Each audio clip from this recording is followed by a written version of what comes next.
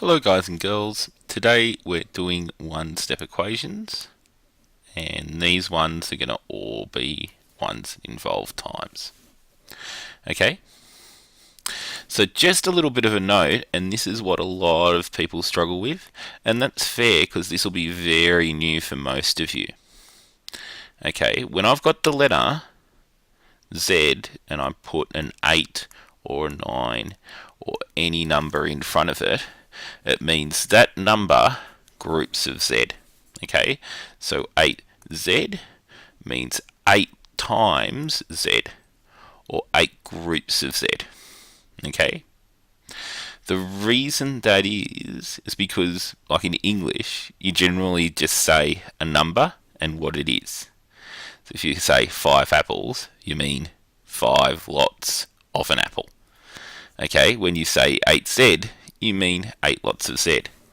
We don't do that with numbers because if you had, say, 5 times 3, okay, which is good, and you did that with numbers and you said 5 and you didn't have the times symbol and you just wrote 3, it'd look like 53. No one could tell the difference. So that would be bad. Okay, that's why we do this thing with letters but not with numbers. Okay, 8 times Z is 8 lots of Z. So I should make that 7 more Z. And 5 times 3 with letters is perfectly good.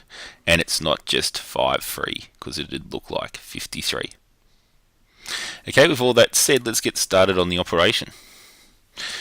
As you can see, this is 8 times Z, which equals 64. Okay, your job is to go, well, if 8 lots of Z equals 54, I need to do the opposite.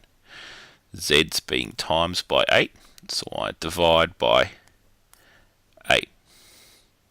And when I do 64 divided by 8, when I do it to one side, I've got to do it to the other. 64 divided by 8, I get Z equals 8.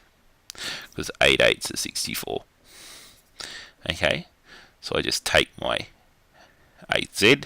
I see that that's a times, so I need to divide by 8. Then 64 divided by 8. You can do it on your calculator if you wish. But 64 divided by 8 should equal 8. So Z equals 8. Okay, it's the same procedure with this one. Just when you see the 11, divide both sides by 11. When you see the 10, divide both sides by 10. And it's just getting you used to that drill and practice. Okay? Hopefully it was helpful. Bye guys and girls.